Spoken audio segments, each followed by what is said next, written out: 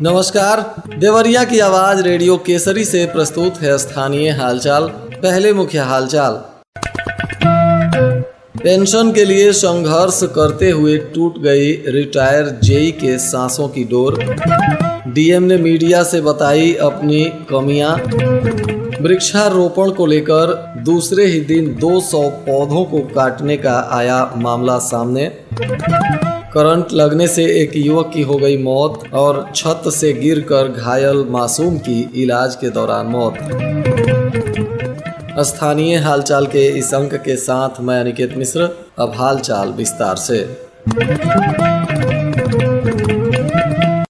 Pension को संघर्ष करते हुए और सिस्टम के मकड़जाल से लड़ते हुए विद्युत विभाग के रिटायर जेई के सांसों की डोर टूट गई। जेई इम्तियाज अहमद 1.5 दशक से पेंशन पाने को लेकर संघर्ष कर रहे थे। कोर्ट के आदेश पर महज जीवन निर्वाह भत्ता मिलता था। निदेशक के बाद 17 बार पत्र लिखने के बाद भी रिटायर जेई का पेंशन प्रपत्र सेवा पुस्तिका उपलब्ध नहीं कराया गया, जिसके चलते उन्हें पूरी पेंशन नहीं मिल सकी। शहर के अबू बकर नगर और मूल रूप से रामपुर कारखाना के डुमरी निवासी इम्तियाज अहमद विद्युत विभाग में अवर अभियंता के पद पर तैनात थे। उन्होंने देवरिया और कुशीनगर के विभिन्न सब स्टेशनों पर ड्यूटी की है। वह 31 जनवरी 2009 को अधिशासी अभियंता वितरण खंड परडौना कुशीनगर से रिटायर हुए, लेकिन अफसरों और बाबुओं के द्वारा पेच फंसाने के चलते इम्तियाज अहमद के देयकों का भुगतान नहीं किया गया। उन्होंने कानून पीड़ित न्याय मंच के फाउंडर शमीम इकबाल से अपनी समस्या बताई।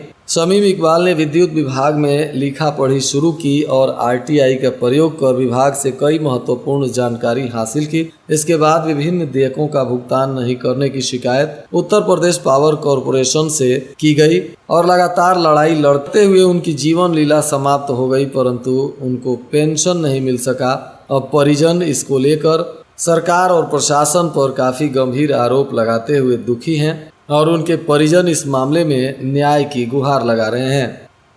इधर देवरिया की नव पदस्थापित जिलाधिकारी दिव्या मित्तल चर्चित आईएएस अधिकारी रही हैं। इसके पहले तैनाती वाले जिलों में भी वह काफी सफल रही हैं। देवरिया में आते ही उनके कार्यों की चर्चा होने लगी है। प्रेस कॉन्फ्रेंस के दौरान उन्होंने मीडिया कर्मियों से अपनी एक कठिनाई के बारे में चर्चा कर दी। डीएम ने कहा कि एक चीज मैं आपको अपनी कमी पहले ही बता दूं, मुझे नाम याद रखने में और शक्लें याद रखने में बहुत कठिनाई होती हैं, तो आपको मुझे इसके लिए क्षमा करते हुए चलना पड़ेगा। और यही नहीं, मैंने अपने अधिकारियों से भी कहा है, क्योंकि मुझे पता है कि 4-5 बार के बाद ही मैं आपको यूं देखूंगी जैसे आप पहचान में नहीं आ रहे हैं। इसके लिए मैं आपसे पहले ही क्षमा प्रार्थी हूं। तो आपको हो सकता है कि मुझे बार बार याद दिलाना पड़ेगा, लेकिन धीरे धीरे जैसे जैसे हम लोग आगे बढ़ेंगे, मुझे पूरी उम्मीद है कि मैं अपनी सभी कमी पर पार पालूंगी। मेरा आप लोगों से अच्छा रिश्ता भी हो जाएगा। प्रेस कॉन्फ्रेंस में दिव्या मित्तल ने आगे कहा कि शासन की योजनाओं को गरीबों तक पहुंचाना उनकी पहली प्राथमिकता है। जनहित से जुड़े जो भी समस्याएं होंगी उसका समाधान करना उनकी प्राथमिकता होगी। उन्होंने कहा कि जिले में बाढ़ जैसी स्थिति नहीं है, लेकिन इसकी लगातार मॉनिटरिंग की जा रही है। प्राथमिकता के आधार पर बाढ़ क्षेत्र का निरीक्षण भी उनके द्वारा किया गया है। किसी प्रकार की समस्या उत्पन्न ना हो, इस पर लगातार जिलाधिकारी नजर बनाए हुई हैं। गौरी बाजार के कुंवर बखरा में ग्राम सभा की भूमि पर लगे 200 पौधों को एक मनबड़ ने काट कर फेंक दिया। बताया जा रहा है कि प्रधान प्रतिनिधि ने गांव के ही रहने वाले आरोपी के खिलाफ तहरीर दी है। शासन के वृक्षारोपण अभियान के तहत 20 जून को ग्राम सभा और स्कूल कॉलेजों में वृक्षारोपण किया गया था। मुख्यमंत्री के आह्वान पर गौरी बाजार कुंवर बखरा की प्रधान कुसुम देवी ने ग्राम सभा की भूमि पर शनिवार को करीब 200 की संख्या में जंगली नीम और अर्जुन के पौधों का रोपण कराया था और रविवार को सुबह प्रधान ने कुछ लोगों को पौधों को सिंचाई करने के लिए भेजा तो देखा कि 203 नए पौधे किसी ने काट कर फेंक दिया है। इसको लेकर प्रधान प्रतिनिधि प्रवीण कुमार उपाध्याय ने गांव के ही एक व्यक्ति के खिलाफ तहरीर दी है। पुलिस अब मामले की जांच कर कानूनी कार्रवाई करेगी। रुद्रपुर के राम लक्ष्मण चौकी पर स्थित एक गांव निवासी युवक की हाई टेंशन तार के चपेट में आने से मौत हो गई। बताया जा रहा है कि वह बिजली मिस्त्री का काम करता था और युवक गांव के ही एक पोल पर तार जोड़ रहा था, तभी करंट के चपेट में आ गया। जिला अस्पताल में भर्ती कराया गया, जहां से मेडिकल कॉलेज में रेफर कर दिया गया और गोरखपुर मेडिकल कॉलेज ले जाते समय रास्ते में इसकी मौत हो गई। मृतक छितही गांव का रहने वाला सुधीर कुमार, उम्र 24 वर्ष, पुत्र राम समुझ बताया जा रहा है। घटना के बाद से परिजनों में चीख पुकार मचा हुआ है। बघौच घाट थाना क्षेत्र में एक मासूम छत से गिरकर घायल हो गया था।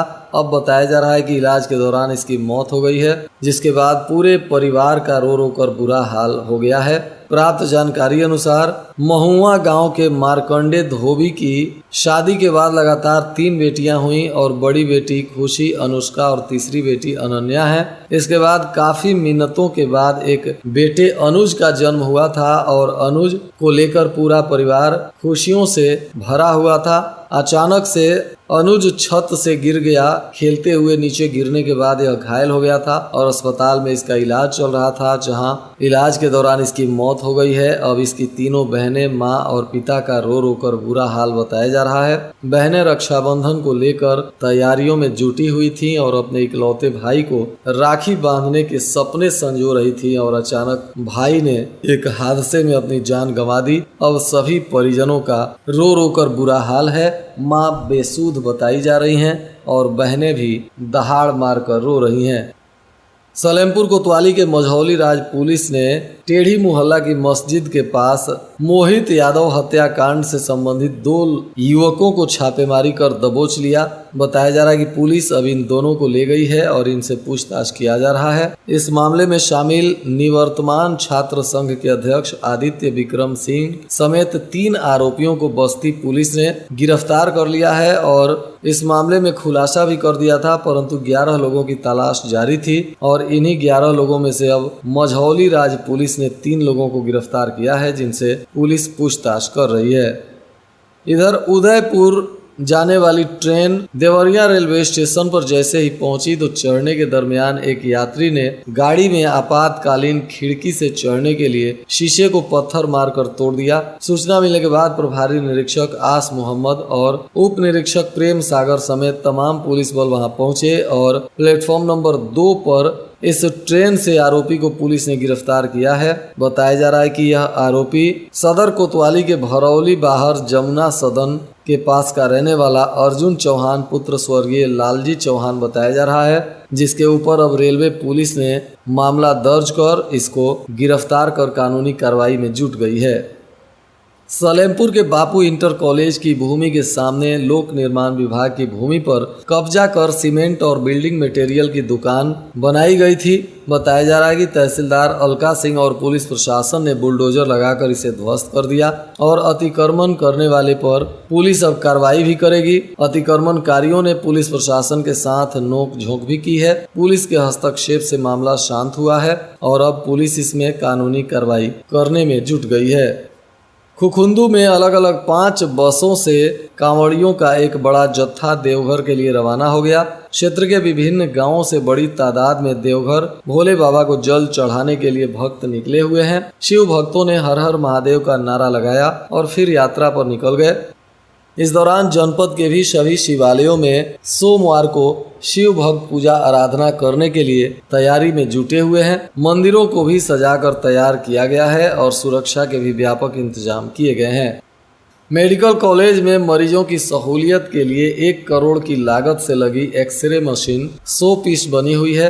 4 दिन पहले इसका उद्घाटन भी हो गया, उसके बाद भी मशीन से जांच नहीं किया जा रहा है। उम्मीद थी कि मरीजों को लाइन नहीं लगानी पड़ेगी, लेकिन उन्हें अब भी जांच के लिए 1 से 1.5 घंटे इंतजार करना पड़ता है। इसके शुरू होने से मरीजों को सहूलियत मिलेगी, परंतु फिलहाल मरीजों को उतनी सहूलियत नहीं दिखाई दे रही है। बताया जा रहा है कि इस मशीन को CT स्कैन कक्ष के बगल में ही 2 महीने पहले इंस्टॉल कर कंपनी के इंजीनियरों ने तैयार कर दिया था। उसके बाद AC पैनल और अन्य कार्य अधूरे थे। सब होने के बाद मंगलवार को सांसद ने इसका उद्घाटन किया, परंतु उसके बाद कक्ष का ताला जो लगा वह अब तक नहीं खुला है और जांच भी नहीं हो रही है, जिसको लेकर मरीज परेशान बताए जा रहे हैं।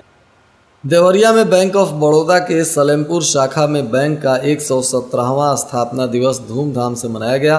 इसमें बैंक ऑफ बड़ौदा के अर्थ ग्रीन ड्राइव के तहत प्राथमिक विद्यालय नवलपुर में शाखा प्रबंधक तानिया जैन ने वृक्षारोपण किया और लड़कियों को मासिक धर्म में बरतने वाली सावधानियां और सफाई के नियम को बताया गया और सैनिटरी पैड तथा नैपकिन बांटे गए। बरहज में स्थानीय सामुदायिक स्वास्थ्य केंद्र स्थित पैथोलॉजी में सीवीसी मशीन जांच किट के अभाव में धूल फांक रही है। सीएचसी के औचक निरीक्षण में तत्कालीन डीएम के निर्देश पर 1 माह बाद भी सुविधा नदारद है। इससे लोगों को परेशानी का सामना करना पड़ता है। इसको लेकर लोगों में नाराजगी भी दिख रही है। बताया जा रहा है कि यहां 5 वर्ष पूर्व तत्कालीन भाजपा के विधायक सुरेश तिवारी ने मरीजों की मांग पर शासन की ओर से विभाग को सीवीसी मशीन मुहैया कराया था। इसको लेकर लोगों में काफी हर्ष था। लोगों के अनुसार सीवीसी मशीन से 14 से अधिक क्रिटिकल जांच आसानी से किए जा सकते हैं, लेकिन जांच किट के अभाव में आज तक मशीन प्रयोग में नहीं लाई जा सकी। इसके पहले के जिलाधिकारी अखंड प्रताप सिंह ने सीएमओ को जांच किट मुहैया कराने का निर्देश भी दिया था, परंतु अब तक यहां जांच किट नहीं मिला है। और आज के मौसम का तापमान देवरिया में न्यूनतम 28 डिग्री सेल्सियस और अधिकतम 40 डिग्री सेल्सियस रहने की संभावना है। हालचाल के इस अंक को आप हमारे YouTube चैनल पर भी सुन सकते हैं। अंत में मुख्य हालचाल एक बार फिर। पेंशन के लिए संघर्ष करते हुए टूट गई रिटायर जेई के सांसों की डोर। डीएम ने मीडिया से बताई अपनी कमियां। वृक्षारोपण को लेकर दूसरे ही दिन 200 पौधों को काटने का आया मामला सामने। करंट लगने से एक युवक की हो गई मौत और छत से गिरकर घायल मासूम की इलाज के दौरान मौत।